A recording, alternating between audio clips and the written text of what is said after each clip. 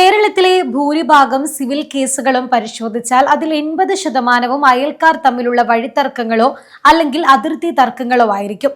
കാലങ്ങളായി നമ്മൾ നടന്നു പോകുന്ന വഴി പെട്ടെന്നൊരു ദിവസം അയൽവാസി മതിൽ കെട്ടിയോ കമ്പിവേലി കെട്ടിയോ തടസ്സപ്പെടുത്തിയാൽ നമ്മൾ നിയമപരമായി എന്താണ് ചെയ്യേണ്ടത്? നമ്മുടെ അതിര് കയ്യേറിയാൽ പോലീസിൽ പരാതിപ്പെട്ടിട്ട് കാര്യമുണ്ടോ? ഇങ്ങനെ സാധാരണക്കാർ നിർബന്ധമായും അറിഞ്ഞിരിക്കേണ്ട ചില കാര്യങ്ങൾ പറയാം. ഇന്ത്യൻ നിയമപ്രകാരം ഈസ്മെന്റ് റൈറ്റ് എന്നൊരു നിയമമുണ്ട്. അതായത് ഒരു വഴി നിങ്ങളുടെ ആധാരത്തിൽ എഴുതിയിട്ടില്ലെങ്കിൽ പോലും കഴിഞ്ഞ 20 വർഷത്തിലധികമായി യാതൊരു തടസ്സവുമില്ലാതെ പരസ്യമായി നിങ്ങൾ ആ വഴി ഉപയോഗിക്കുന്നുണ്ട് എങ്കിൽ ആ വഴിമേൽ നിങ്ങൾക്ക് നിയമപരമായ അവകാശമുണ്ട് എന്നാണ് ഈ നിയമം പറയുന്നത്. അങ്ങനെയുള്ള ഒരു വഴി പെട്ടെന്നൊരു ദിവസം തടസ്സപ്പെടുത്താൻ ആ സ്ഥലത്തിന്റെ ഉടമസ്ഥന് പോലും നിയമപരമായി അവകാശമില്ല.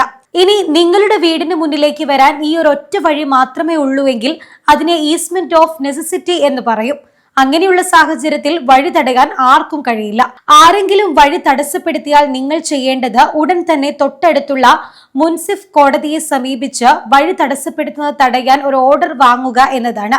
കോടതി കമ്മീഷനെ അയച്ച് കാര്യം ബോധ്യപ്പെട്ടാൽ വഴി പഴയപടിയാക്കാൻ ഉത്തരവിടുന്നതായിരിക്കും. ഇനി അയൽക്കാരൻ അതിര് കയ്യേറി വേലി കെട്ടുകയോ മതിൽ പൊളിക്കുകയോ ചെയ്താൽ നമ്മൾ ആദ്യം ഓടുന്നത് പോലീസ് സ്റ്റേഷനിലേക്കാണ്.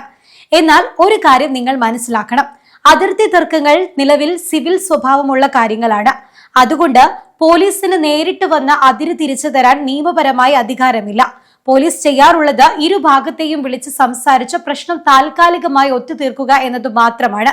ഇതിന് കൃത്യമായി നിയമപരിഹാരം ലഭിക്കാൻ നിങ്ങൾ താലൂക്ക് ഓഫീസിലോ അല്ലെങ്കിൽ വില്ലേജ് ഓഫീസിലോ വസ്തു അളന്ന് തിരിച്ചു തരണമെന്ന് കാണിച്ച് അപേക്ഷ നൽകാവുന്നതാണ്.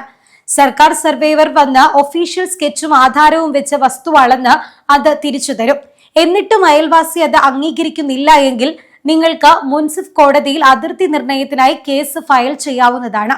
തർക്കങ്ങൾ ഉണ്ടാവുമ്പോൾ വെറും വാക്കു പറയുന്നതിനു പകരം നമ്മുടെ കയ്യിൽ ആധാരം, വില്ലേജിൽ നിന്നുള്ള സ്കെച്ച്, കരമടച്ചിട്ടുള്ള റസീറ്റ് എന്നിവ കൃത്യമായി ഉണ്ടായിരിക്കണം.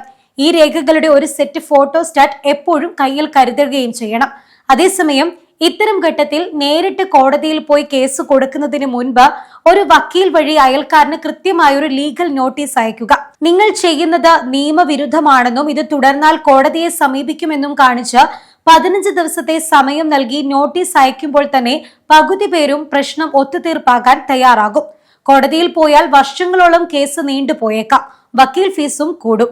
അതുകൊണ്ട് വില്ലേജ് ഓഫീസറുടെയോ വാർഡ് മെമ്പറുടെയോ അല്ലെങ്കിൽ നാട്ടിലെ പ്രമുഖരുടെയോ സാന്നിധ്യത്തിൽ ഇരുഭാഗവും ഇരുന്ന് സംസാരിച്ച് മധ്യസ്ഥ കരാർ ഉണ്ടാക്കാൻ പറ്റുമെങ്കിൽ അതിനാണ് ആദ്യം മുൻഗണന നൽകേണ്ടത്.